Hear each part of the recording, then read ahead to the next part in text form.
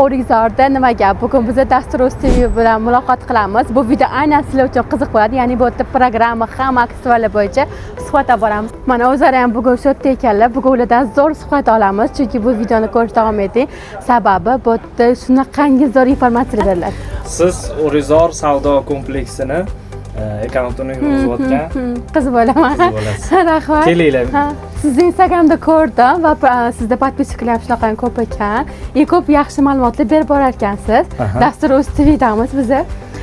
Endi bizani muxlislarimizga ham, bizani o'zingizga ham, muxlislaringizga ham yana savollarimiz bo'lsa, o'sha javoblarni bersangiz ham qiziqarli bo'ladi. Mayli. Assalomu alaykum barchaga, bizani kuzatayotgan va O'rikzor savdo kompleksini kuzatib boruvchilar. Dastur.uz TVga xush kelibsiz. Do'konlarimizga ko'rib turganingizdek, ixchamgina do'konimiz. Qanchadan beri O'rikzor savdo kompleksimizda faoliyat yuritasiz? Xo'p, bizani faoliyatimizga keladigan bo'lsak, bizani faoliyatimiz 2005-yilga taqaladi. U juda og'ir davrlardan boshlaganmiz.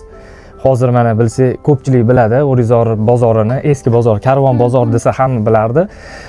Hozir eski O'rikzor bozori bilan hozirgi O'rikzor bozori umuman katta farq qiladi. Birinchi farqlari nima deb o'ylaysiz? O'sha paytda ishlagan ekansiz. Xo'p, o'sha birinchi navbatda axrana tizimi, mana qo'riqlash tizimi. Shu tizimlari, keyin darvozalar bo'lmasdi bu yerda. Keyin ichki ishlar xodimlari почти men ko'rmaganman. Hozirgi paytda ichki ishlar, Milliy gvardiya, axrana tizimi, keyin qajarning xizmati ham bor. Nima deydi? Yong'in xavfsizligi xizmatimiz endi men nima deydi? Jargon deymizmi, ko'cha tilida gapirganim uchun. Men o'zi asosan dasturchiman va o'zim do'kon faoliyatlarimiz bilan shug'ullanamiz. Ya'ni aksessuar, iPhone mahsulotlari, ya'ni umuman Apple mahsulotlariga tegishli barcha xizmatlarimiz mavjud. Men aytmoqchi bo'lgan narsam, oldingi 2016-yilgacha bo'lgan davrda juda ham qiynalganman. Qanaqa dasturchilarga bo'lgan e'tibor juda ham past bo'lgan. Qanaqa desak bo'ladi, past nazar bilan qaralgan bo'lsa, hozirgi paytga kelib muhtaram prezidentimiz IT, ya'ni dasturchilarga bo'lgan e'tiborlari, bugungi tamal toshi qo'yayotgan ikkinchi bosqichimiz 3 milliard dollarga teng bo'lgan katta loyihalar, lekin bu baland marra baland natija beradi. Iqtisodiyotimizni barqaror qiladi. Mehnatimiz bilan, irodamiz bilan, bilimimiz bilan buyuk bobolarimizga munosib bo'lib, albatta biz dunyo hamjamiyatiga ishontirdik, inontirdikki, bizning kelajagimiz porloq. E'tiborlari hozir O'rikzordagi sharoitlar juda ham zo'r. Hozirgi paytga kelib, sizlarga ham rahmat aytamiz. Yaxshi sharoitlar qilib beryapsizlar. Keyin shu dasturchilarga bo'lgan umuman hozir O'rikzor bozor kelsanglar, dasturchi ham, texniklar hamma narsa bitta joyda mavjud. Bunaqa bozor menimcha bo'lmasa kerak. Bozor yo'q, haqiqatan men o'zim uydagilarim ham aytishadi.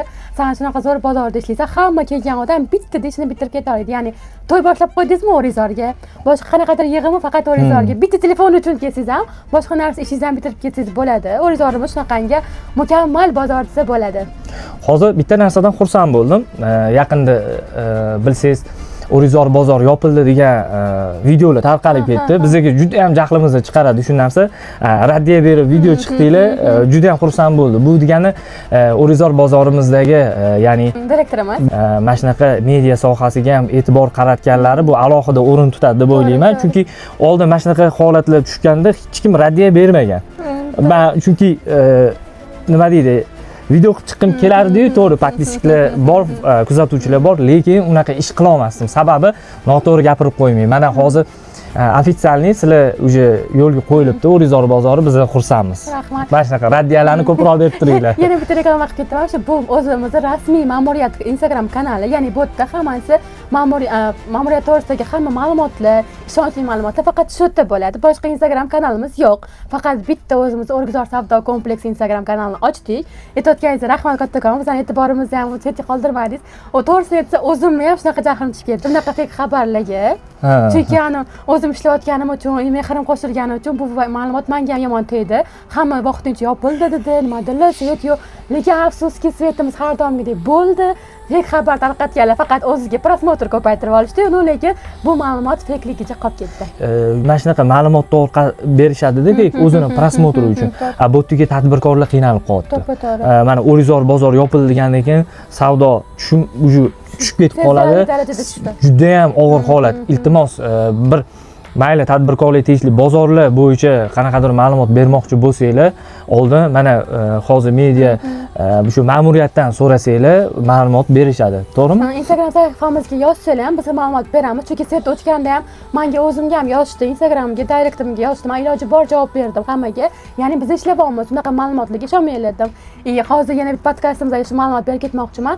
Shunaqa ma'lumot tarqalganlar O'zbekiston Respublikasi qonunchiligiga asosan javobgarlikka tortirish to'g'risida bu ogohlantirib ketib qolamiz. Kichkina ogohlantirish, lekin o'zingizga qarab ish qilsanglar biz ham xursand bo'lamiz. Demak, hozir bunaqa ma'lumotga Jinoyat kodeksida ma'muriy javobgarlik belgilab qo'yilgan bu narsa. Biz ichki ishlar xodimlari bilan faol ishlaymiz, birga hamkorlikda. Ko'rgan bo'lsangiz, ko'p hamkorlikda ishlar qilyapmiz. Ya'ni kim fake xabar tarqatilsa, ularga nisbatan biz ularga nisbatan javobgarlikni tortyapmiz. Shunaqa ishlar amalga oshiryapmiz. Chunki bu narsa faqat biz uchun emas, tadbirkorlar uchun ham bu yomon xabar bo'lib ketdi. Juda ham zo'r bo'libdi. Yomon xabar bo'lgandan keyin hamma kelayotgan xaridorlarning soni ancha bizga ham bilindi, kamayib qoldi. Bozor unaqa bo'lmaganda, kam odam bilan biz savdo qildik. Biz tadbirkorlar o'ylagan holatda 2-3 martalab videomizni chiqarishga majbur bo'ldik. Bu videoni chiqarmasak, chunki xaridorlar bizning videomizni ko'rib ham keyin kelishni boshlashdi. Demak, unaqa xabar yolg'on ekan degan ma'noda. Endi haqiqatdan sizni gapingizga qo'shimcha qilaman. Haqiqatdan O'rizor savdo kompleksida o'sha xabarlar tarqalgandan keyin o'zi bilasiz, tadbirkorlar o'rtasida tushunmovchiliklar boshlangan payt ertasi kuni bo'ladi, kechqurun bo'layotgan narsa, ertasi kuni haqiqatdan to'kimiz bor. Yana faoliyatimizni zo'r boshladik. Lekin mana shu ma'lumot tarqatayotganda iltimos boshqalarga zararinglar tegib qolmasin. Chunki haqiqatdan savdoyimiz tushib ketib qolyapti. Bunga sizlarga ham rahmat. O'shanda raddiya berganingizda men rosa xursand bo'ldim. Aytmoqchi bo'lganimki, hozirgi paytdagi rivojlanishimiz, hozirgi paytdagi islohotlar juda ham hozir zo'r ketyapti. Bundan ham hali O'rizor bozorimizda rivojlanadi. Ko'p taniqli blogerlar chiqqan, taniqli artistlar chiqqan shu yerdan faoliyat yuritishgan. O'zimizning nima deydi, kuzatuvchilarimizga iPhone mahsulotlarini, ya'ni blog, ya'ni boshqa xizmatlar bo'yicha yordam berib kelamiz. Aynan O'rizor savdo kompleksi 5-pavilyon 152A do'konda. Bemalol kelsanglar bo'ladi. Do'konimizga shu o'rinda reklama qilib ketdik mana. To'g'ri, chunki men buni o'zim pastga yozib qoldiraman. Qaysi do'konligini bemalol kelib murojaat qilsanglar bo'ladi. O'zimda ham ishim ko'p tushadi. Chunki o'zimda iPhone bo'lganda o'zim oldirarga kelib, "Mana qarang, bunaqa bo'lyapti" dedim. Ishonasizlar, menga bemehr dush yordam berdilar. Hamma ishlarimni tez va oson bitirib berdilar. Rahmat. Videoni oxirida aytib o'tiraman. Fake xabar tarqatayotganlar, iltimos ogoh bo'linglar.